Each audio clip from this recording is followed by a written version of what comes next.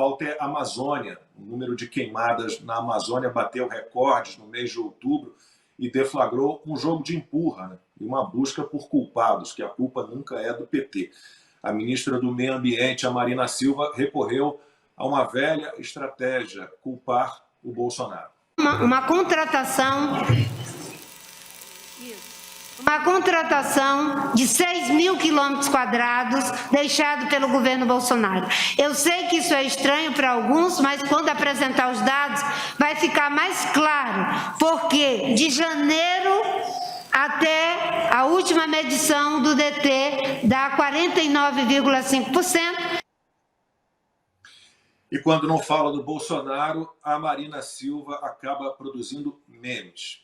Porque nós estamos vivendo sobre o efeito de guerras que são devastadoras. Nós precisamos entender que o que está acontecendo com a mudança do clima é uma guerra. E é uma guerra que, às vezes, parece imperceptível. É como se nós estivéssemos lançando nanomísseis o tempo todo na atmosfera, que estão mudando as grandes regularidades cósmicas, e nós precisamos fazer um corredor humanitário para que as crianças, os jovens, as pessoas possam ter um futuro. E fazer isso é cuidar da agenda de mitigação, da agenda de adaptação e, sobretudo, de transformação, de transformar essa nossa forma insustentável de ser e estar no mundo, de estarmos ligados aos limites extensivos da relação com a natureza. Nós precisamos ir para os limites intensivos. Nos limites extensivos, nós disputamos coisas, disputamos objetos. Nos limites intensivos, nós disputamos habilidade. Há limites, a natureza está mostrando aí para ter, mas não há limites para ser. Não há limites para fazer o melhor poema, não há limites para fazer a melhor, enfim, a jogada de futebol, nem dar a melhor aula. E o entrevistado diz que bonito isso, Piotr. E eu escrevi a minha última coluna na Gazeta do Povo, foi exatamente sobre esse assunto. Os números de outubro agora, mês passado, são de queimadas 58% acima dos números de outubro do ano passado. Em área desmatada, o Lula está atrás desse recorde também. Ele está dizendo aí que diminuiu, ele saiu dizendo que diminuiu 50% o número de queimadas este ano, e depois veio um dado, não, 22% só. E o Lula está em segundo. O FHC ainda desmatou mais do que o Lula em 2004. O Lula, o FHC em primeiro em 1995. E se a gente olhar aí, os próprios petistas, os próprios aliados do Lula já admitem que ele demorou muito a agir, que ele poderia ter agido com antecipação, evitado uma situação tão drástica como a gente tem visto agora, com cidades cobertas por fumaça, com tempestade de areia.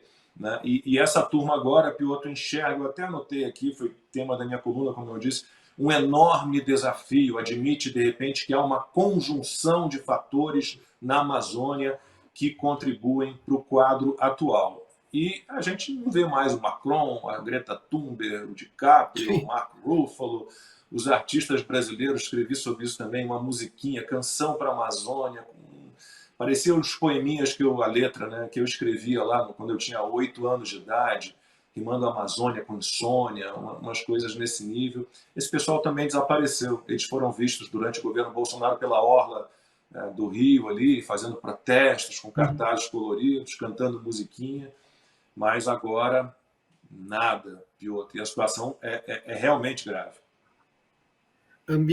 Ambientalista de internet é uma coisa horrorosa. Aliás, eles sumiram juntamente com as girafas, né? Você se lembra que puseram girafa no meio da Amazônia.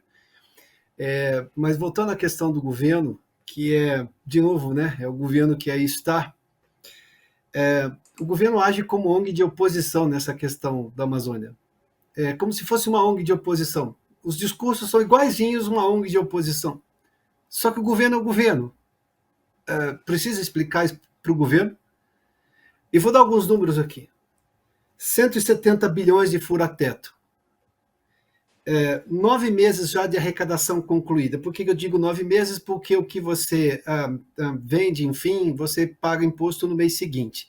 Então, você vendeu no mês 9, você recolhe no mês 10, agora no mês 11 ainda vai receber do mês 10, mas não foi concluído. Mas vamos, são 9 meses de arrecadação concluída, mais 170 bi de fura-teto. não tinha nada disso para colocar num plano emergencial acerca da Amazônia, que eles diziam que estava quase uma savana. Bom, porque sem contar o El Niño, que também já era previsível, sem contar o período das secas, que sempre acontece na Amazônia e que aumenta também os focos de incêndio, o que também era previsível. Sem contar tudo que era previsível, tinha a própria versão deles sobre a Amazônia, que demandaria, suponho, por uma questão de lógica, que não fala com eles, mas enfim, por uma questão de lógica, que eles no primeiro dia anunciassem um plano de contenção do problema. Um plano emergencial para recuperar o bioma, para usar uma expressão do mundo deles. Nada disso existiu. Será que é tão difícil comprar? O Ibama disse essa semana que tinha 2 helicópteros. Será que é tão difícil conseguir helicópteros para isso? Com 170 bi não sobrou nada para helicóptero, uma compra emergencial? Esse é o tipo de coisa que você pode abrir mão, se você justificar de forma correta, obviamente, até de licitação pública, desde que seja justificável, obviamente. Mas, de novo, eu volto à tese inicial, Lacombe, e eu não quero me estender nisso. O governo não tinha plano de governo, quando tinha um candidato lá no ano passado. Quando se tornou governo, não conseguiu mostrar esse plano. Quando tomou posse, parece que não tem plano nenhum, nem para o que ele chamava a atenção do mundo, né, dessa questão amazônica. E outra, esse discurso de ONG de oposição não convence as pessoas que param para pensar um pouquinho. Talvez convença incautos, que é exatamente o grupo no qual esse pessoal do governo se apoia, que as esquerdas se apoiam, os incautos, né? Os incautos desinformados, os incautos que ganham com isso, e os incautos, né? Os que acham que é bonitinho, não, porque esse é o momento, está com nojinho disso, nojo daquilo, enfim, e subsidiam o atual governo, ou subsidiaram nas urnas, seja lá o que for que aconteceu, mas enfim, é o governo que está aí. O governo não tinha plano nem para o que ele fazia um escarcéu gigantesco acerca da questão amazônica.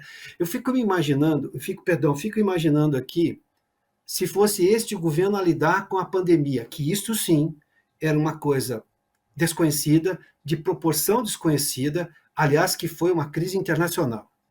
Todas essas questões amazônicas, inclusive o El Niño, tudo isso era previsível ou conhecido.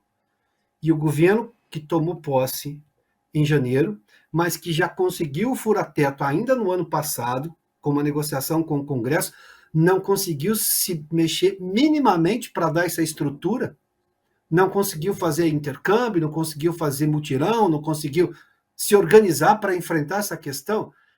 Não dá para ficar culpando os outros. A ministra sabe disso. Aliás, a ministra é a que disse 120 milhões de pessoas passando fome em Davos no ano passado. Quando ela estava lá em Davos no ano passado falando em 120 milhões passando fome, ela poderia estar no Ministério fazendo esse plano de emergência para, obviamente, quando chegasse a época da seca, ou o próprio El Niño, saber o que fazer com a questão amazônica. Ou quando ela pegou lá no Senado e foi corrigida pela ministra Tereza Cristina, que ela chamou agronegócio de ogronegócio. Tá, isso tudo a ministra tem tempo para dizer. E para apresentar um plano objetivo, sem essa retórica toda que ela usou nesse momento, quase lírica, tá, objetivamente, o que o Ministério do Meio Ambiente tem a oferecer nesse momento, que já será atrasado, convenhamos, mas para enfrentar essa situação amazônica? Essa é a resposta que ela tem que responder. Só essa resposta. Só essa. Essa é a função do Ministério do Meio Ambiente. Cadê? E eu me lembro do deputado Marcel Van Hatten propondo que todo o dinheiro do fundo eleitoral, bilhões e bilhões de reais, todo esse dinheiro fosse aplicado na proteção da Amazônia, no combate às queimadas. Não quiseram nem saber disso, Costa. É a velha hipocrisia, Lacombe, e veja, ficou muito claro para todo mundo que nunca foi sobre o meio ambiente. É o título, inclusive, da coluna do deputado Nicolas Ferreira na Gazeta do Povo. Sua coluna de sexta-feira na Gazeta do Povo também fala disso. Nunca foi pelo meio ambiente. É um slogan, né? E aí nós temos um vídeo para mostrar que está repercutindo bastante nas redes sociais, do Lorde Vinheteiro, veja bem, o DiCaprio. Encontrou o DiCaprio, está um pouco pálido, mas imóvel. Ele não comenta o assunto, porque agora o presidente é o Lula. DiCaprio, a Amazônia tá pegando fogo, Você não fala nada, né?